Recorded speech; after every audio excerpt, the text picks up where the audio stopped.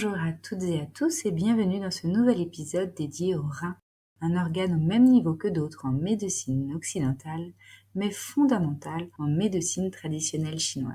Alors, commençons par la vision occidentale.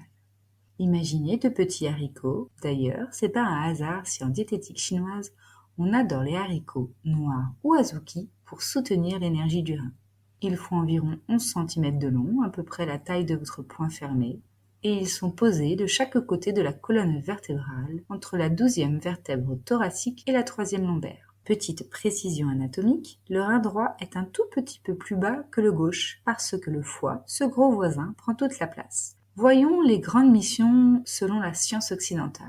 Première mission des reins, et pas des moindres, filtrer le sang, soit 180 litres par jour. Toutes les 20-30 minutes en moyenne, il filtre l'équivalent de tout le plasma sanguin du corps. L'urine, qui descend ensuite par les uretères jusqu'à la vessie puis l'urètre, représente 1% du liquide qui a été filtré. Le reste est réabsorbé. Les reins reçoivent le sang directement du cœur via l'aorte, un lien très important en MTC. On dit que le rein et le cœur sont un axe très étroit. On en reparlera dans un prochain épisode. Autre détail très important, les reins sont le filtre numéro 1 pour presque tous les médicaments hydrosolubles, et non les liposolubles. Quand les reins vont mal en médecine occidentale, on baisse les doses.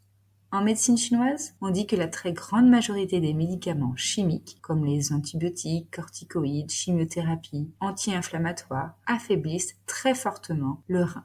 Parce que pour les éliminer, l'énergie du rein est littéralement pompée. Deuxième grande mission, réguler l'équilibre interne du corps. L'équilibre électrolytique, les ions, l'équilibre acido-basique, le pH et la pression artérielle. Mais aussi la volumétrie, c'est-à-dire le volume total d'eau dans le corps. Et oui, en MTC, c'est le rein qui gère les eaux du corps. Et l'hydrométrie, la concentration en sel et en molécules dans cette eau.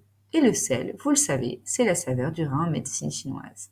La troisième mission, sécréter 3 hormones essentielles. Les reins sont des glandes endocrines. Parmi ces hormones, il y a le calcitriol, la forme active de la vitamine D, indispensable pour absorber le calcium et garder des os solides. Tiens, on retrouve exactement la fonction du rein en MTC, la qualité et la santé des os. Finalement, quand on regarde tout ça à travers toutes ces fonctions que la médecine occidentale attribue au rein, on s'aperçoit qu'il y a un lien direct et évident, presque troublant, avec ce que la médecine traditionnelle chinoise leur attribuait déjà il y a des milliers d'années. En médecine traditionnelle chinoise, on ne parle pas des reins, on parle du rein. Le rein, c'est l'organe unique qui est à l'origine de l'eau et du feu physiologique de tout le corps. On l'appelle parfois l'empereur noir, la racine du ciel antérieur, la racine de la vie, et son idéogramme se traduit même par ce qui pousse l'organisme à l'actualisation de toutes ses potentialités. C'est dire son importance. Première chose fondamentale, le rein abrite le Mingmen, la porte de la vie ou la porte du destin. Ce feu physiologique, on l'appelle aussi feu ministre, est situé selon les classiques entre les deux reins, au point 4 du vaisseau gouverneur, le fameux Kakdumai. Certaines traditions le placent plutôt dans le rein droit, côté yang, et le yin dans le rein gauche, côté haut. Le Mingmen, c'est la racine du yang originel de tout l'organisme, la petite flamme éternelle qui maintient la vie et qui donne la chaleur nécessaire à toutes les fonctions du corps. Le yang du rein réchauffe, pousse, transforme, tient, dynamise tout l'organisme. Le yin, quant à lui, c'est l'eau profonde, la substance froide, humide, nourricière, riche en jing et en liquide organique. Le yin humidifie et sustente absolument tous les tissus. Imaginez alors une marmite originelle remplie de liquide et de matière organique. Ça, c'est le yin, posé sur la flamme éternelle du Mingmen, qui diffuse une chaleur douce et constante. Et ça, c'est le yang du rein. Deuxième fonction majeure du rein, le rein stocke le jing, l'essence. Le jing, c'est une substance précieuse, un mélange de l'inné, ce que l'on reçoit des parents, et de l'acquis, tout ce que les organes arrivent à transformer au fil de la vie. L'essence prénatale, c'est notre capital vital, notre constitution, la base de la reproduction, le sang, les règles, les ovules, le sperme. Tout vient du jing du rein. C'est aussi lui qui pilote toutes les grandes étapes de la vie. Naissance, puberté, capacité à avoir des enfants, ménopause, andropause, vieillissement. Et surtout, la capacité régénérative, l'auto-guérison. Le jing contient à la fois du yang et du yin. C'est la base matérielle profonde du rein. Et bien sûr, il fait partie des 3 trésors. Jing, Qi, Shen. Voyons maintenant où l'énergie du rein peut transparaître. On le remarque à travers la gestion de l'eau du corps. Le rein gouverne et régit les liquides. Le rein est la source originelle de l'eau, mais c'est le triple réchauffeur qui est responsable de la transformation, du transport et de l'excrétion des liquides. Le rein gère la séparation du pur et de l'impur dans l'intestin grêle, le gros intestin et la vessie. Il vaporise et remet en circulation les parties utilisables. Il s'ouvre et se ferme pour contrôler l'écoulement des liquides organiques dans le réchauffeur inférieur. S'il est faible, il peut notamment y avoir des œdèmes dans la partie inférieure du corps. Le rein contrôle les deux yin inférieurs. Les orifices urogénitaux et l'anus sont également les orifices attribués au rein. Des difficultés de miction, de défécation ou d'éjaculation évoquent une disharmonie. La peur, émotion associée au rein, affaiblit le chi du rein et fait descendre le chi. On remarque que cette émotion attribuée au rein peut occasionner de l'énurésie chez les enfants et de l'incontinence urinaire ou de la diarrhée chez les adultes. Une peur extrême peut provoquer une perte immédiate du contrôle des sphincters. Le rein et le poumon œuvrent ensemble dans le phénomène de respiration. C'est le poumon qui régit la respiration. Cependant, l'air inspiré doit descendre jusqu'au rein pour y être réceptionné et retenu par eux. Si le rein ne parvient pas à maintenir le chi vers le bas, de l'asthme et de l'essoufflement peuvent apparaître. Le rein produit la moelle, une substance commune aux os, à la moelle osseuse, à la moelle épinière et au cerveau, liée au qing. Un retard de croissance, l'ostéoporose, des troubles de la calcification, du développement mental, ainsi que des problèmes osseux sont souvent en lien avec les lombalgies et les douleurs des genoux, la difficulté à la station debout comme la marche pénible sont également indicatives de l'état de santé du rein. Le piétinement peut également fatiguer le rein. On dit que les lombes sont le palais du rein. Notre langue française reconnaît d'ailleurs le lien rein-lombe avec cette expression « avoir mal au rein » pour témoigner d'une douleur du bas du dos. Une peur peut couper les jambes, indiquant ce lien étroit entre le rein et le bas du corps. On remarque le rein à travers la santé des dents et des cheveux. Des caries, une chute prématurée des dents comme des cheveux, ainsi que le blanchiment de la chevelure peuvent évoquer une faiblesse du rein. D'ailleurs, il n'est pas rare qu'à la suite d'une peur excessive, l'émotion liée au rein, une mèche blanche vienne se présenter. La vie sexuelle, le processus de reproduction comme les phénomènes de puberté et de ménopause sont liés au rein. La stérilité, l'impuissance comme les fausses couches peuvent indiquer un déficit du rein. Le rein contrôle la mémoire à court terme. Les personnes âgées dont l'énergie du rein s'affaiblit inévitablement avec l'âge éprouvent des difficultés à se souvenir des événements récents. Des pertes de mémoire comme des soucis de concentration peuvent évoquer l'état du rein. La couleur noire étant associée au rein, des cernes noires ou violacées sous les yeux, témoignages d'une fatigue peuvent indiquer l'état du rein. De manière générale, les maladies chroniques épuisent l'énergie du rein. Enfin, entre 17h et 19h, le rein prend le relais. Si une fatigue se fait ressentir particulièrement à ces heures, un questionnement sur l'état du rein peut se faire. La salive. Qui aurait dit que la salive révélait l'état du rein ? En MTC, il y a deux types de salive, une en lien avec la rate, l'autre avec le rein. Celle du rein, directement issue du jing du rein, est le liquide épais qui provient de la base de la langue et de l'arrière de la gorge. Cette salive est dans la bouche au repos, on peut l'avaler lentement, à la différence de celle de la rate qui apparaît quand on pense à manger ou quand on mâche. Ce liquide humidifie le rein et est bénéfique pour lui. Dans des pratiques taoïstes, la salive produite lors d'application est directement renvoyée vers le dantian inférieur pour le nourrir. On peut par exemple passer la langue sur les gencives pour stimuler la production de cette salive. Il n'est pas rare de constater chez les personnes âgées une bouche sèche avec une salive très épaisse. Elle évoque souvent le vide de rein. Le rein s'ouvre aux oreilles. Les oreilles sont considérées comme l'orifice du rein. La faculté auditive dépend de la force du qing, l'essence vitale, et de l'énergie du rein. Alors que les bruits et les pollutions sonores vont venir épuiser cet organe, le silence comme la musique douce viennent le nourrir. Une hypersensibilité au bruit, des baisses d'audition, de la surdité, des bourdonnements ou certains types d'acouphènes peuvent témoigner de l'état du rein. D'ailleurs, saviez-vous que vos capacités auditives peuvent être travaillées ? Voici quelques exercices pour soutenir et stimuler l'énergie du rein via l'oreille. L'écoute consciente. Fermez les yeux et concentrez-vous sur les sons autour de vous. Percevez les sons grossiers et les plus subtils. Vent, résonance, bruit lointain. Jusqu'où votre ouïe est-elle capable d'aller ? L'écoute directionnelle.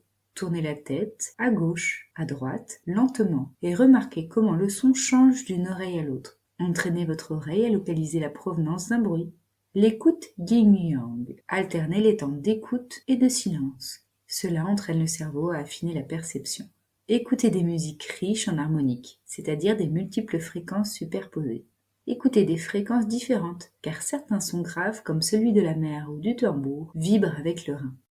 Évoquons désormais le climat lié au rein, le froid. Le froid contracte, fige et ralentit. S'il apaise les inflammations à court terme, sur le long terme, il ralentit les processus et peut créer des blocages. La peau s'épaissit pour résister au froid Les pores sont plus fermés. Le sang et l'énergie circulent moins en superficie et se logent en profondeur. Le froid, parce qu'il ralentit les différents systèmes de circulation, bloque et crée des douleurs. Il freine la circulation du qi, du sang et des liquides, provoquant des contractures et des raideurs. Les douleurs rhumatismales peuvent être plus fortes. En MTC, nous n'aimons pas trop le froid. Repas froids, boissons froides, comme douche froide ou le très à la mode bain dérivatif ne sont pas recommandés sur une population qui est déjà, pour beaucoup, fatiguée voire épuisée. Le rein possède une aversion pour le froid. Si le froid pénètre par les pieds pour ensuite s'installer dans le bassin, les fonctions sexuelles, urinaires et reproductives peuvent être amoindries. Entretenez la chaleur interne en vous couvrant bien pendant cette saison. Un excès de frilosité peut témoigner de l'état du rein. D'ailleurs, le froid affaiblit nos mécanismes de défense locaux.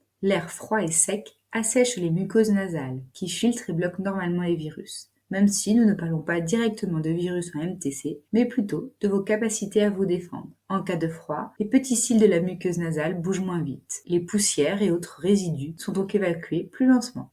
L'émotion le plus souvent évoquée lorsque l'on parle de l'énergie du rein est la peur. Seulement, son antidote est le courage et la persévérance. On dit que le rein est la résidence de la volonté, de l'esprit de décision et de détermination. Cet aspect permet le courage face à une tâche. La poursuite des objectifs et des aspirations, la force de notre volonté, la concentration sur le but à atteindre et la détermination sont liés à l'énergie du rein. Les aspects physiques et psycho-émotionnels sont interdépendants. Alors si vous manquez de ténacité et que vous faites preuve d'un découragement facile, il se pourrait bien que ce ne soit pas la faute de votre caractère ou tempérament, mais de l'état de votre rein. De même, un état compulsif et obsessionnel proche de l'acharnement dans des habitudes de travail peuvent évoquer un déséquilibre. Le rein est le fondement de l'être et de la vie. La volonté de vivre, de réaliser son potentiel, comme l'ambition et la motivation dans les objectifs de vie sont également définis par lui. Le sentiment d'insécurité peut être incessant en cas de vide. La dépression nerveuse, qui se traduit par un manque de volonté et d'envie, est un aspect important de la faiblesse du qi du rein. Il est en lien avec notre ancêtre et notre volonté d'être et de vivre. Lorsque les bases ne sont pas solides, les racines ancrées et les fondations solidifiées, le rein en empathie. Le courage témoigne d'un rein solide, là où la peur empêche l'engagement. La témérité ou prise de risque inconsidérée, comme l'extrême prudence, peuvent être les signes d'un déséquilibre. Tout excès est à questionner. Réalisons ensemble un petit zoom sur un point spécifique du méridien du rein, le rein 1, la source bouillonnante. Le méridien du rein émerge dans la voûte plantaire. Le premier point se situe à la jonction du tiers antérieur et des 2 tiers postérieurs du pied, entre la base du 2e et du 3e orteil. Connecté à la terre, le rein a la capacité de nous faire croître et grandir, aussi bien physiquement que psychologiquement. Seul point d'un méridien placé sous la voûte plantaire, il est le plus bas du corps. Il permet donc de faire revenir ce qui n'est pas enraciné à sa source. Et l'on peut évoquer les éblouissements, confusion mentale, étourdissement, céphalée, vertige, épilepsie, agitation, insomnie. Sans oublier le fameux manque d'ancrage. Se concentrer sur ce point permet de descendre l'énergie et d'absorber l'énergie yin de la Terre. Très en lien avec les pratiques énergétiques, il évoque la capacité à se tenir debout face à toute difficulté. La marche en conscience est un très bon exercice pour stimuler ce point. Il évoque notre incarnation, notre identité personnelle. On dit qu'il permet de ramener l'âme. Allons chez les voisins de la Chine, la tradition indienne. Il est intéressant de constater qu'un système indien décrit la même zone du corps et les mêmes fonctions vitales que le rein en médecine traditionnelle chinoise, mais cela avec un vocabulaire différent. Le premier chakra associé est Muladhara, le chakra racine, lié à l'élément terre et à l'odéra, à la couleur rouge. Il se rapporte à la peur, au besoin de sécurité. L'instinct de survie, le désir de procréer et la peur de la mort sont les questions existentielles liées au chakra racine. On parle aussi d'ancrage et d'enracinement. Il fournit l'énergie à la colonne vertébrale, aux glandes surrénales, aux testicules, aux ovaires et aux reins. Lorsqu'il fonctionne correctement, ce chakra permet à chaque individu de prendre soin de lui-même. Il est le siège de l'énergie de la Kundalini, le potentiel énergétique de l'âme humaine. Il est représenté symboliquement par un serpent qui entoure la colonne vertébrale. Les reins et la région lombaire sont également régis par le second chakra, Svadhisthana. Le chakra sacré, situé dans le petit bassin, est quant à lui lié à l'élément eau. Il porte la couleur orange et gère le sens du goût. Il est lié aux émotions, à la sexualité et à l'inconscient. Il est en lien avec les organes génitaux, le rein physique, la vessie et les liquides du corps comme le sang, la lymphe, l'urine, le sperme, les règles. Il évoque notre capacité à donner vie, que ce soit par la reproduction ou à travers la création. Le mouvement, la souplesse et l'adaptabilité sont les qualités du chakra sacré. Si nous souhaitons aller un peu plus loin, nous pourrions rapprocher le rein droit, associé au Mingmen, comme l'étincelle de vie et le feu créateur, au chakra racine, siège de l'énergie de l'âme humaine et de sa force vitale. Le rein gauche, en lien avec les liquides du corps et à l'eau, avec le second chakra sacré. Ainsi, travailler l'énergie du rein par le biais de la méditation, le réchauffeur intérieur selon la MTC, ou activer les 2 premiers chakras peuvent être des pistes intéressantes pour rééquilibrer l'énergie du rein. Et pour finir, voici quelques conseils pour entretenir cette énergie. Réaliser des exercices posturaux visant à travailler les chakras racines et sacrés. Respirez par le nez et non par la bouche. L'air est ainsi réchauffé et filtré avant d'arriver dans les poumons. Massez le poing un rein ou plongez vos pieds dans une bassine d'eau chaude en cas d'insomnie, de frilosité ou tout simplement pour réchauffer votre feu originel. Chauffez le poing 36 estomacs pour lutter contre les maladies de l'hiver. Sautillez pour mettre en marche le un rein ou alors marchez en pleine conscience. Frappez-vous le corps vigoureusement pour éviter toute stagnation que le froid encourage. Connaissez vos batteries pour ne pas dépenser plus que vous ne produisez. Concentrez-vous régulièrement sur la zone du petit bassin pour y mettre l'énergie, que ce soit en marchant, en faisant la vaisselle ou tout simplement sous la douche. Pour préserver l'énergie des reins associée à la vie sexuelle, une certaine tempérance sexuelle est nécessaire, particulièrement en hiver et pour les hommes. Prêtez une attention à votre sommeil. La régularité, comme sa qualité, sont importantes pour soutenir l'énergie des reins. On évitera le port de charges lourdes qui donnent mal aux reins, ainsi que le piétinement prolongé. Ce podcast est terminé. Si tonifier les reins préserve la longévité, n'oubliez pas, la chair est faible mais l'esprit est ardent. N'investissez pas toutes vos ressources pour préserver ce temple qui s'éteindra comme la cire de la bougie. Je vous remercie pour avoir écouté ce podcast et vous dis à bientôt.